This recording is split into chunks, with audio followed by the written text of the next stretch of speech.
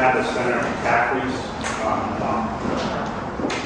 the Lead Poisoning and Prevention Act, which would establish the lead water supply replacement program for public and private service lines and require disclosure to tenant and property owners of the presence of lead service lines. Senator McCaffrey is not here to present, so we'll go directly to those who signed up. There are several people signed up on this, so if I could add, Senator Bell. Yeah, I wanted to briefly say I do support the overall bill. However, I'm concerned that as written, it does not require the payment of that the state fund the private line. As I read the regulations that the EPA has issued, I believe those regulations would require that if the private line is not funded by the state, it would become a responsibility of the property owner. So I think that for that reason, we will need to make sure that the legislation is amended to make sure that the private side line is also included. My understanding of the reason the EPA rule is that when only the public line is replaced, it can disrupt private side line of service in lead. Yeah, we've heard that with the other replacement programs.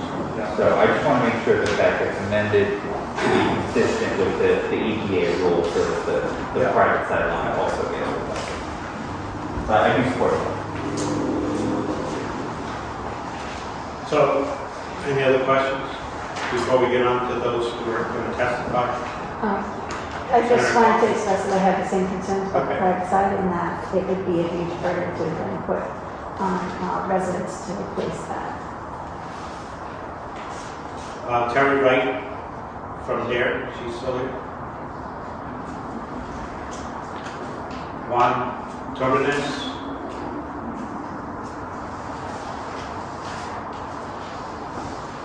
Deborah Levy.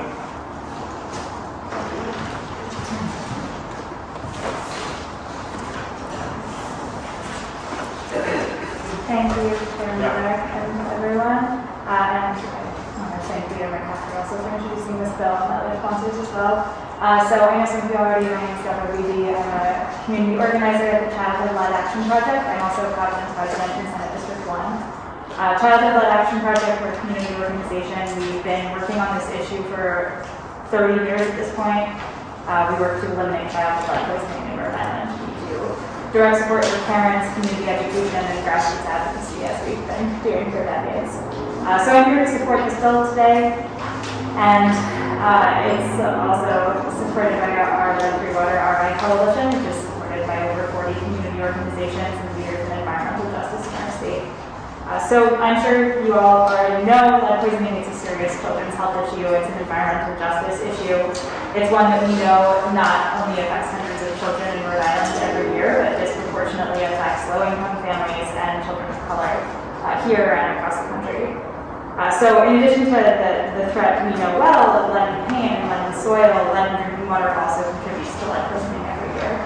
And in fact, this is the case in a lot of cities and towns in Rhode Island that have a lot of old homes with lead pipes.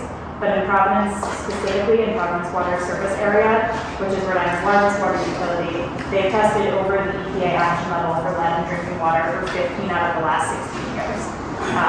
With a couple of those 90 percentile numbers reported actually being higher than the levels in Flint at the height of the lead and water crisis in that city. So this is a real problem that we have here. So community advocates before me have been trying to sound the alarm on this for a decade. And right now, with the funding coming into our state, we have a really unique opportunity to actually be able to solve this issue. So Rhode Island's going to be receiving $146 million from the infrastructure bill specifically for lead pipe replacement over the next 5 years. This is really great news. We're excited to hear it, but it's essential that we have a plan in place to be able to spend that money, and one that's planned at the state level, and make sure it's spent equitably, efficiently, and safely. And we don't want to see any more partial replacements. We don't want to see these projects being done in piecemeal ways. So we're excited to see this legislation that sets a timeline for that to happen, to go along with the funding, and requires that owners and tenants be fully informed of the presence of the lead service line and the dangers it presents. And it also gives the Department of Health more authority to collect progress updates from water utilities and help them pursue funding if they need more funding to complete this project. So we support the bill. We also think it could be even stronger. We think it could be stronger by including planning for environmental justice-based prioritization, ensuring that full replacements are done at one time and with no cost to residents or property owners, and by establishing pathways for job creation as part of this project.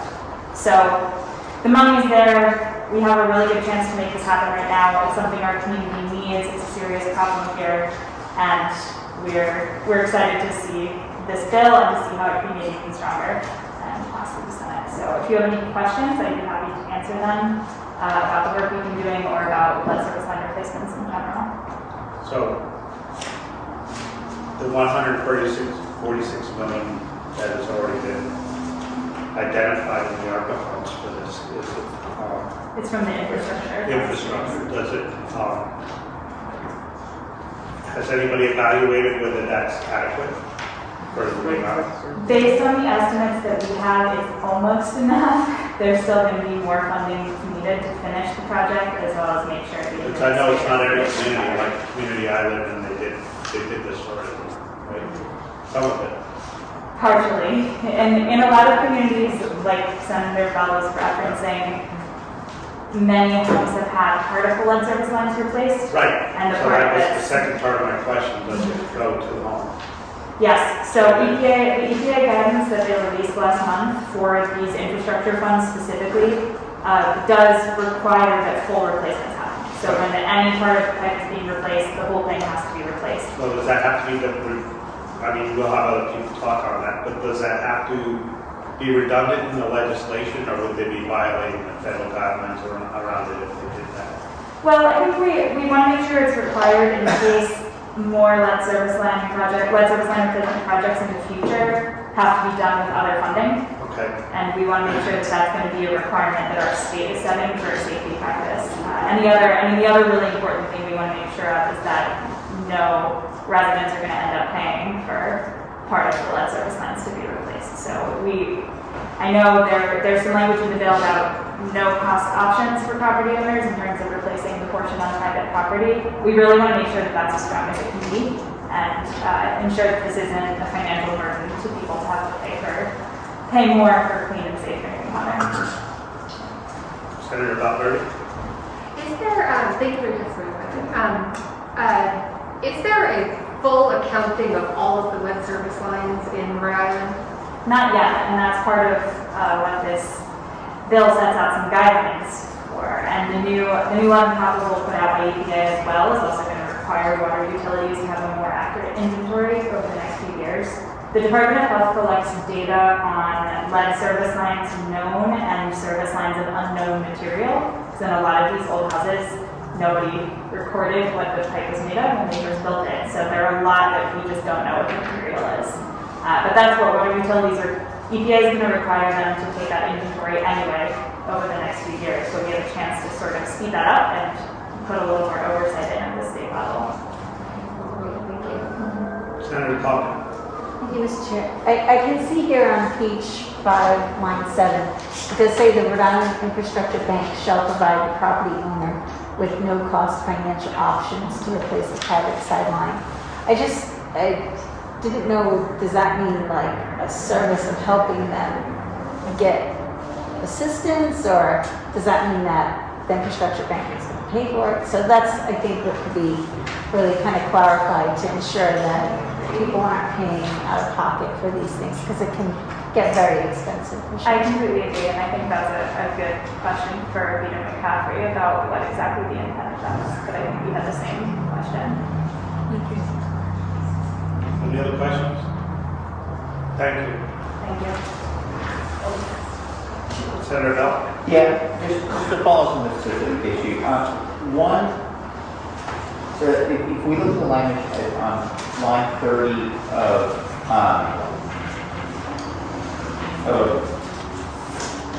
page 5,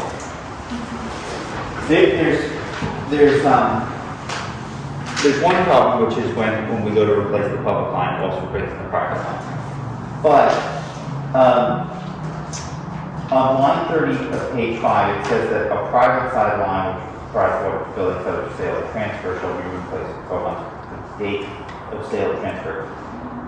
I guess I want to make sure that in that case, also there will be provisions to pay for replacing the public side as well if it also matches. Would someone be forced? I want to make sure that we don't. Do you see what I'm saying? I agree, and I think it's really important to coordinate when those replacements happen and make sure the full replacement happens. Okay. So I think there's just also the opposite problem. Thank you. Any other questions? Thank you. Thank you. Caitlin Rapp from Kids Council.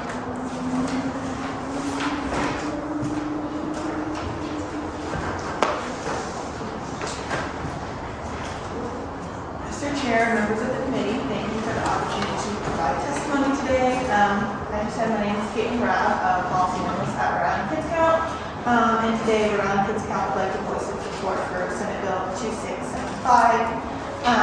Deborah did an amazing job talking about the bill itself, but I just want to give a little bit more information and data on lead poisoning and how it impacts children in our state.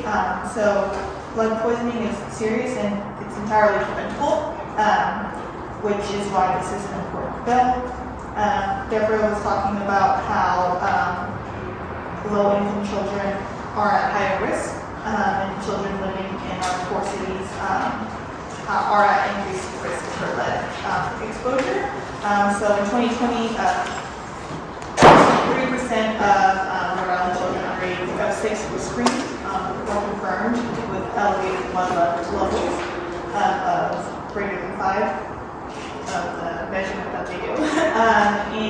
But when we look at there's a disparity between children who live in the core cities and children in the remainder of the state. With children in the core cities, 5% of them versus in the remainder of the state, it's only 2%. So even though we've seen over the past couple of decades that there's been a huge decrease with prevention efforts to address this, there still is no safe lead level for children. And so it's really important to really try to use this money to create a plan and eliminate lead poisoning in children. So that's all that I really have to say. Thank you for this opportunity to testify, and I'll take any questions. Any questions? Thank you. Thank you. Jeff? Deal? You just sent a letter. Okay. Steve Alquist? Oh, no, not testifying. Just in support. Okay. Nayashi? Can't read your last. Niyoshi Bari. Thank you. Good afternoon. I said good afternoon because this was really afternoon. Good evening. I want to begin by thanking the chairperson and the committee members for this opportunity to testify in support of this bill. I'm Niyoshi. I'm a student at Brown University and resident of Fox Point in Providence. I'm also a nighttime homelessness outreach worker and a member of Housing Opportunities for People Everywhere. Housing justice is essentially a public health issue, and lead pipe replacement is a key factor in it. The house I live in Fox Point does not have safe drinking water. And despite, as Deborah mentioned, Rob Water's water utility testing above the EPA action levels for lead for 15 out of the last 16 years, there is no information provided to renters and property owners on the lead levels in their water. My housemates and I are lucky enough to be able to afford water filters, but we're constantly concerned about water contamination and our health. And when we run out of filters, we often resort to drinking little water or no water for long periods of hours because we're worried about lead poisoning. My first year at Brown, when I was in a campus building, I was told by my instructor not to use the bathroom, the water in the bathroom for washing dishes, and also not using it to wash my hands if I had any cuts or scrapes or any kinds of open wounds, because the lead levels in the water are in that building were extremely high and toxic. And I was very surprised. Lead poisoning is a serious health and environmental justice issue, especially for children, and it has lifelong consequences affecting hundreds of Rhode Island children every year. I support this bill because plans that we implement now will not only help the families living in Rhode Island right now, or over the next decade to come, but for generations. Lead poisoning has been a generational issue because these changes happen so infrequently. So by doing a full replacement now, we will be making a generational difference. I hope to see this bill also include principles of environmental justice and have strong plans for community engagement and working with groups like PLAC that has been doing tireless advocacy on this, and also making sure that residents and property owners will not have to pay for any of these replacements. Thank you for hearing my piece. Any questions? Any questions? Thank you. Thank you. Christina Brown, United Way. Thank you, Chairman, and members of the committee. I'm Christina Brown. I'm the Program Officer of Housing and Economic Policy for the United Way, and I'm here to testify in support of S2765 on behalf of the United Way. As many of you may know, the United Way has set a goal in our strategic plan to advance racial equity in the state of Rhode Island, and we have a long-standing, decades-long reputation of investing in the welfare of children and their educational outcomes in our communities. We fully support the efforts in this bill to replace the lead lines in our communities. As you know, as previous speakers have said, the impact it has on children, their learning capabilities, their ability to succeed, and the stress it has on families. We view the persistent risk of lead exposure in our communities as a health equity and environmental justice issue. And while we fully support the bill, we would like to see the priorities section changed. It's on page 5 at the end that mentions communities with public side, 35% or greater public side lead lines. We would like, as previous speakers have said, that should include both public and private side lines, and include priorities for neighborhoods that have been disproportionately impacted by lead historically in Rhode Island. We would also like to see some language around rental households and make it clear that there will be no charge to tenants, and that, as previous speakers said, we would hope to see as much of the funding that is available go to having this replacement of full lead service lines at no cost to property owners. It is a public health issue, it is an equity issue, and it is time to address this now. We have the funds to do it, we just need the will to create a plan and get this done and it lays out in the next 10 years. I want to also express that, as a resident of Ward 1 in Cranston, a previous resident of Providence, I have personally dealt with both of my children having elevated blood lead levels, despite every effort that I have personally made to keep my children safe. I currently live in Ward 1 on a street that when I moved there, I looked up in the Prop Water database to see what the lead lines look like. Almost all of the houses on my street, as well as my neighbors, have had partial line replacements. Have what? Partial lead line replacements. Only the public side was done. Right. So the private side line is still lead in my home. I pay for full house filters and an entire system to do the best I can to keep my children safe. This is our moment in time to get this done so that my kids are not here in front of whoever is leaders in the future talking about this issue. I appreciate your support and support all the comments that have come. Senator Bauer. Thanks, Mr. Murphy. I'm curious, so you said, like in your house, the public sideline has been replaced, but not the private sideline. Have you priced out like what that would cost to have that replaced? I have not yet. So I am a very new homeowner. I used to live at one side of my neighborhood, and I would have the opportunity to buy at another point in my neighborhood. I'm only 9 months into homeownership and still adjusting to the cost of living changes that I'm dealing with. So I've not priced it out. From very close friends of mine who have had this done in other places, it has cost $3,000 to $5,000. Senator Bell.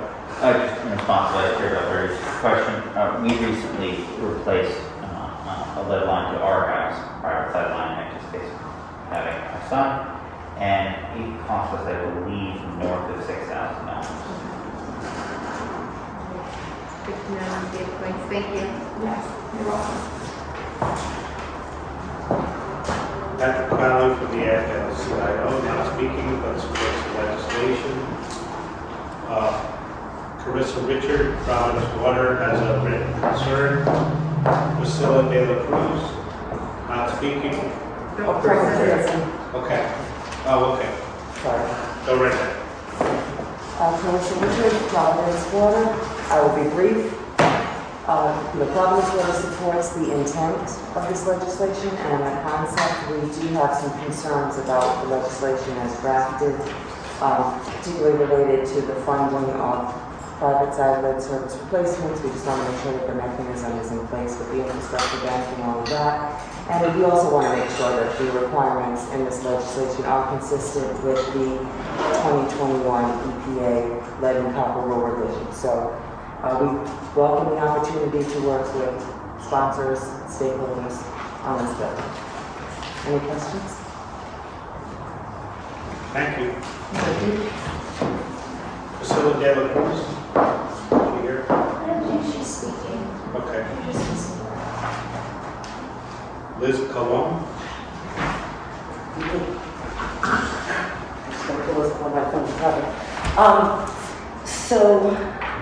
I do support this legislation. Thank you for allowing me to have a few moments. I know it's been a long evening for everybody. I'm Liz Colon. I am a parent of allegedly as a child. My child was poisoned in 1996 and he was hospitalized with lead. Currently, the CDC's threshold is at a 5 for lead level. My son was hospitalized at a level of 52. Like I said, it was a long time ago, and things have changed over time. And I have been part of the progression that Rhode Island has taken in this change. Everything from the Rhode Island Lead Abatement Tax Credit through the Lead Hazard Mitigation Act that was done in 2005, and then many years to pass that legislation.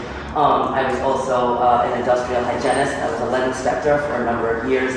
I've worked with the EPA closely, the Rhode Island Department of Health. I've been on the board of scientific counselors on a work group with the Center for Disease Control, and done some work on not only locally but regionally, national.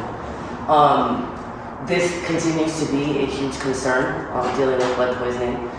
It is something that is 100% preventable. Earlier this evening, when I ran into my friend and colleague, Roberta Hayes-Narrington, who's sitting back there, she reminded me that we made these pins like 24 years ago, and that's why I'm wearing this right now. My son was 3 at the time when we did these, and now he's going to be 27. So I've been in it for the long haul. I have been the person who is the boots on the ground, who worked with tenants and worked with families and worked with lead poisoned children through not only through the lead clinics, but in all sorts of ways. Making sure that doing lots of tenants' rights and making sure that folks really understand what it is and how it works, because it can be an extremely cumbersome event to deal with.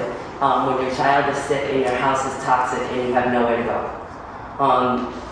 And so I think that Rhode Island has done a huge amount of work, and that's why Rhode Island is the state that really leads this across the country. But the one issue we have not dealt with is water. So I am here in support of the bill, but I think that there are a few issues that really need to be addressed. And I thank you, Senator Bell, for raising some of those concerns, and you too. I really appreciate it, because it is about making sure that tenants know what's going on, because tenants do not get the water bill, and they do not get the inserts, and they do not get the flyers, and so that needs to be done. So there needs to be a significant amount of community engagement, as well as outreach that needs to happen to let people know. On another level, there needs to be, make sure that there is funding for homeowners to be able to access, different things. So Providence does have a no interest loan that they have right now, but you have to have good credit to get it. So if you don't have good credit, you can't get it anyway, and that's a problem. Especially when we're talking about folks in underserved communities or that have been underrepresented. And so that remains, that continues to be an issue. I think the creation of jobs, this could be very, very big. When you're talking about doing this huge infrastructure and all the money that's coming in. So really taking it and being a little bit more strategic and certainly more detailed in the plan is necessary. So I would hope that an amendment to this bill to take it a little bit further would certainly happen. And I'm available to answer any questions if you have any. So I have a question, because you reminded me of my work, which I was thrilled to be part of with the Wiley Center around affordable, with National Grid. Yep. And making sure that improvements are done to homes and that shut-offs will change, a whole range of issues around that. And one of the hurdles remains to some of what you were talking about around landlord's participation, where the tenant might not be aware at all. Is there anything, and if somebody else or we can follow up on this to get some feedback on how to tackle this issue, but where a landlord could say thanks but no thanks, and the lead line wouldn't be replaced on the private side. And so I think there might be needed some work on that scenario. I think that's all a lot of part of the community engagement piece. Right. I mean, we had the same issue in the resistance when we, passed the Lead Hazard Mitigation Act. And when that happened, right, everybody was up in arms because, insurance companies were getting involved and they had to have a lead certificate or a certificate of conformance. And, and eventually the tide has changed over time. And a lot of that Wiley Center work is still an outstanding issue. Oh, absolutely, absolutely. 12 years after the legislation was Yes. passed, they didn't replace borders, they didn't weatherize windows, And so I hate to see something not built into this that did require the landlord's participation. I agree 100%, and I think that, we all pay utilities, all of us that are homeowners, we pay utilities, we're paying for our water, we're paying for what's coming in, we're paying sewer and what's going out, right? And so that has a lot to do with it. There are a number of programs across the country that have been successful in starting to do infrastructure work. New Jersey is one, North Providence actually, they were pretty successful in doing theirs, and it was no cost to, North Providence is small compared to some of these other places when you're talking statewide, but they were able to do it at no cost to do full lead line replacements, not partials, and they were able to do it at no cost to the property owners, and there was a lot of buy-in. And they went street by street, so it was structured, it was planned, and it worked well. Derek can always talk more about that too. Okay. Senator Murray, please. Oh, sorry, I just wanted to Yeah. clarify something that I believe is inaccurate. We do not run credit checks on people for the 0% interest loan.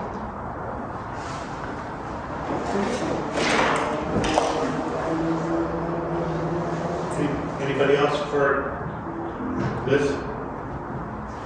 Thank you for participating. Thank you. Roberta Hazen Aronson? No, I'm just here in strong support. Okay, thank you. Roberta is a neighbor and a longtime advocate that I know many of you would recognize, and I apologize for not being able to have you heard earlier. Everybody wanted to be first, so. Sherry Brown, in support but not testifying. And the last person, there's no way I can read their name, but I think they said they're not speaking, they're just supporting. So I think there's a lot of input left with the sponsor on this legislation, so I'll motion. Motion to hold, Senate Bill 2765? Second by Senator Hawkins. Please. Chairman, Yes. Senator Roberta, Yes. Senator Watson. Yes. Senator Bell. Yes. Senator Coughlin. Yes. Senator DeMario. Yes. Chairman, we have 6 in the